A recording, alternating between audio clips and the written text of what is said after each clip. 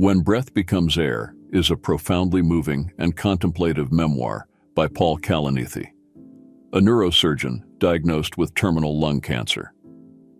The book, published posthumously, delves into the exploration of life, death, and the human experience through the lens of a physician who transitions from treating the dying to becoming a patient himself.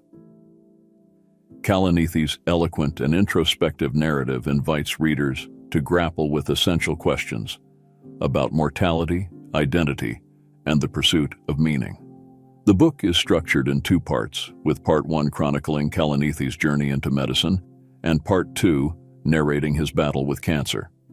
Throughout both sections, he reflects on the delicate balance between science and humanity, ultimately leading to a philosophical exploration of what makes life worth living. Part 1. In the World of Medicine. Kalanithi begins his narrative with a vivid portrayal of his upbringing and early love for literature and philosophy. However, his interests eventually shift towards medicine, driven by a desire to explore life's most profound questions through the study of the human body and brain. He shares his experiences as a medical student at Stanford, his fascination with the intricacies of the brain, and the challenges faced by aspiring neurosurgeons. After years of grueling training and education, Kalanithi achieves his dream of becoming a neurosurgeon. He highlights the intense and demanding nature of the profession, where the boundary between life and death is often defined by the surgeon's skill and judgment. As he navigates the complexities of patient care, he grows increasingly aware of the significance of mortality and the fragile nature of life. The narrative then delves into Kalanithi's evolving perspective on life and death, influenced by his encounters with terminally ill patients. He recognizes that his role as a neurosurgeon extends beyond surgical expertise, encompassing the ability to communicate with and comfort patients who are grappling with the prospect of death.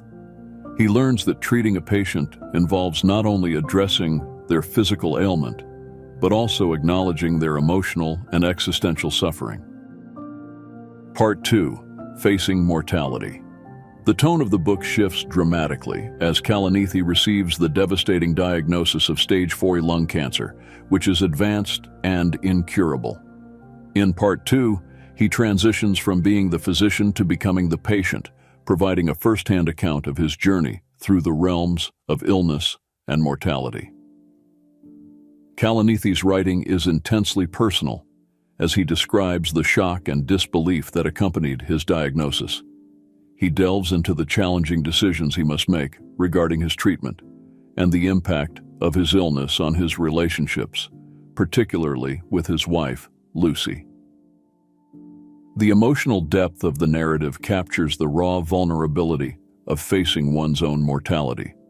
The author explores the ways in which his identity transforms as he grapples with illness.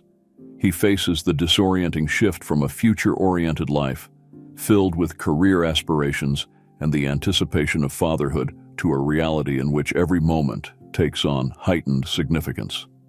Kalanithi's reflections on the meaning of life and death become more poignant as he seeks to make sense of his own limited time. As he undergoes cancer treatments, Kalanithi wrestles with the limitations of medical science in the face of terminal illness.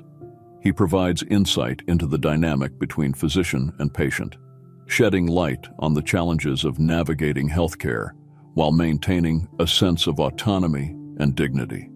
His experiences underscore the importance of empathy and effective communication in the healthcare system. Throughout this section, Kalanithi also delves into the impact of his diagnosis on his spiritual and philosophical beliefs. He explores the tension between science and faith, pondering the existence of an afterlife and the potential for a meaningful, purpose-driven life amid suffering and mortality. Kalanithi's account of his gradual physical decline is both poignant and unflinching. He describes the loss of his abilities and the challenges of adjusting to life as a patient, including coming to terms with his imminent death. Despite his deteriorating health, he continues to find moments of joy, connection, and beauty, sharing intimate moments with his family and friends. As the book nears its conclusion, Kalanithi addresses the importance of legacy and the written word.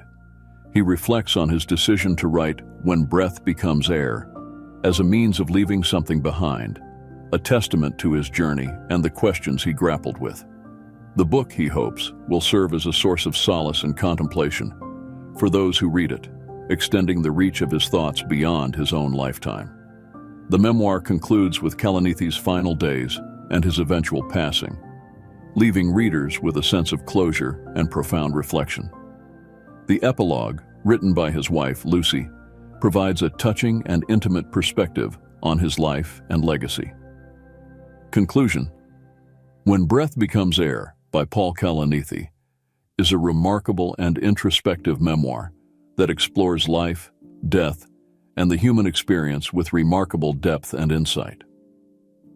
Through the author's journey from a promising neurosurgeon to a patient diagnosed with terminal cancer, the book offers a unique and moving perspective on the themes of mortality, identity, legacy, and the balance between science and humanity.